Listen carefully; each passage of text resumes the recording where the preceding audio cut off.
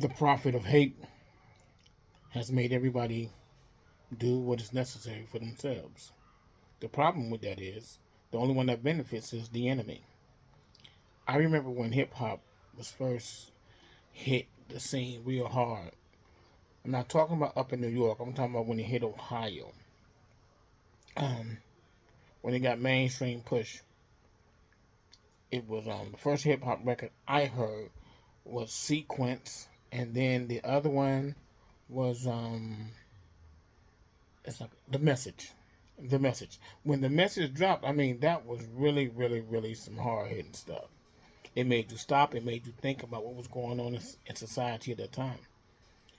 Hip hop had built on that. Hip hop was rebel music.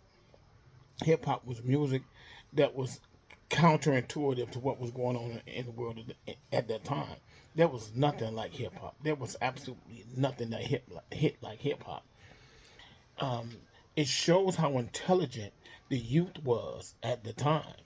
The youth that created hip hop were very, very, very politically active.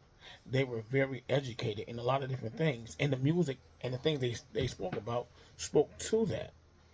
It spoke to the hard times that people was going through, how educated they were, that the opportunities denied to them, and it was all about "I still love you though, and we go fight together." Then it had a little transformation. It really got bad when NWA hit. I'm not gonna blame NWA for creating the kind of music they created, but I will blame the radio stations for pushing it the way that they pushed it. They pushed it hard. I mean, the first time I heard a woman call herself a bitch, it was shocking to me. We were raised not to say that, not to call a woman that like that. And if you did, you better be ready to fight, because she's ready to fight you. Um, when I heard them call each other that, it was during that time, and I was like, "Wow, man, I didn't know how to act, because I still didn't have the balls to call you that." You know, first of all, I had too much respect, so I wouldn't do it. And then it just got worse and worse, and people started making more and more money, and then it just became this thing that's not even recognizable. But it served the purpose. The purpose was to change it from something pure and good into some bullshit that it is today. I mean, Sexy Red is very marketable for what she do today. She never would have lasted back then. First, her lyrics just not good enough. Nicki would have made it any time. Her lyrics is cold. Glorilla would have made it any time. Her lyrics is nice. You can tell the difference between a woman who writes her own stuff and somebody who writing for her. Most of the rappers that's females that we hear today, their stuff is written by men. That stuff is written by men, and they created a fantasy of a woman that they like in their mind, and they write these lyrics. So all the dick sucking you hear about, that stuff is written by dudes. All the good pussy that they giving up, that stuff is written by dudes. Yeah, yeah. So I say that to say this. Earlier I was talking about love, and I love black women. I love women in general. I love people in general. Um, there's no money in love. There's no money in love or togetherness at all. The reason why MAGA is so strong and powerful, because it doesn't teach togetherness. It only teaches divisiveness.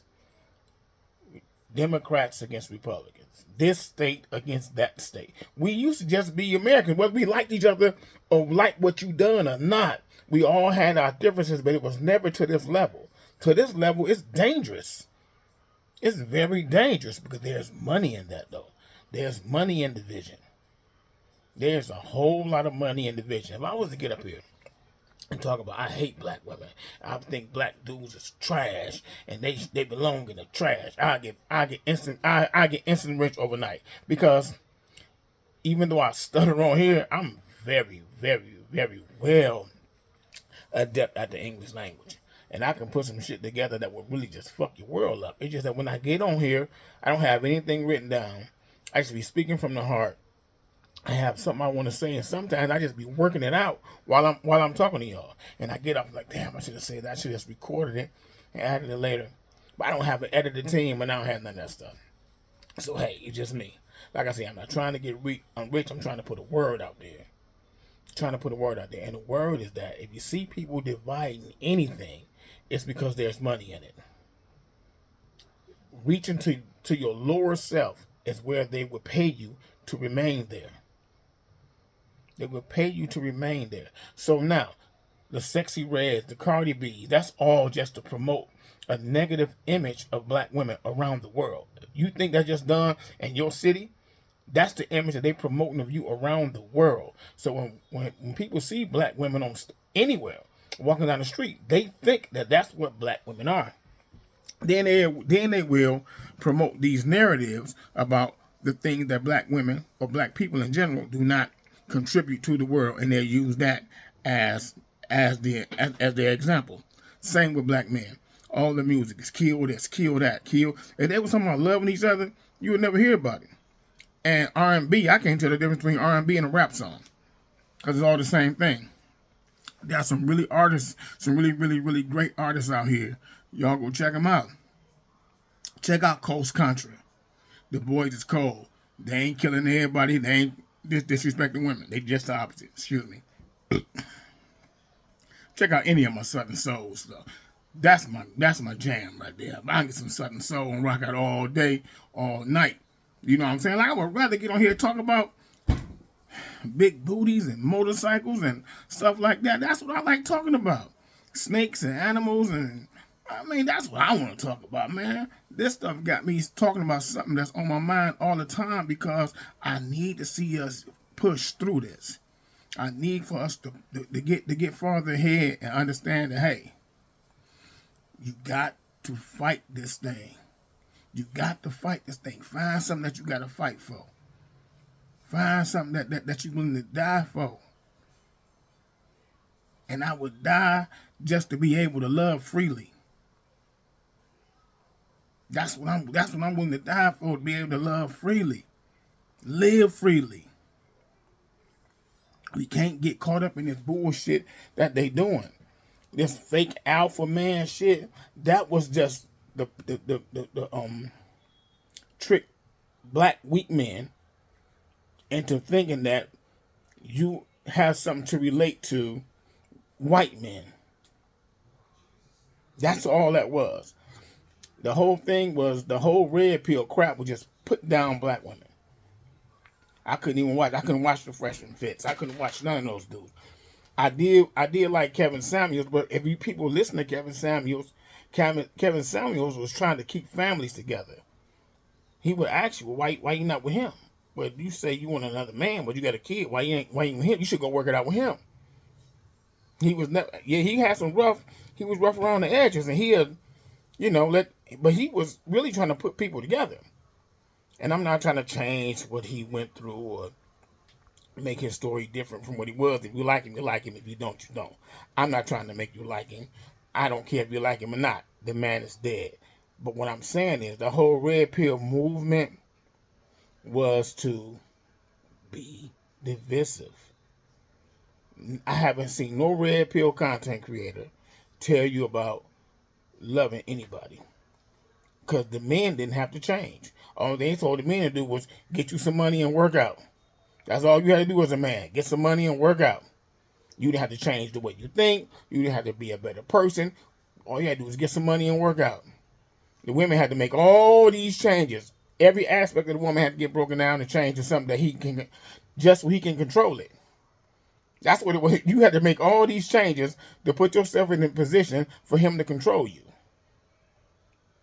I believe that these guys are such cucks that they'd rather be around other dudes, pulling on each other's dicks, and the only time they get with a woman is for her to peg them. They bend his ass over and fuck him. Because I just don't understand what these dudes like. I don't get that thought. I just don't get it. It doesn't make sense to me. I don't have to fake being a man. I don't have to fake being male. I don't have to fake being alpha. I don't have to fake none of that shit. Because then when it comes down to the get down, all these dudes, they saying the same. They saying the same exact shit. That lets me know that it's a skit. It's a skit. These people was given a script to read, and they stay. Nobody gets off script. So you telling you there's only one way to be a man. These niggas want to get pegged. All of them. They want to get pegged. Starting with the head guy. Trump, I believe Trump get pegged and pissed on. I believe that's the kind of guy he like. He like that shit. Getting pegged and pissed on. And he just trickled on down here. Alright, that's my little thoughts for today. You know, another episode of skullduggery, fuckery, straight Republican cuckery. I'm going to do this until they shut me down or shut me up. You know, so let's do it, y'all. Let's fight.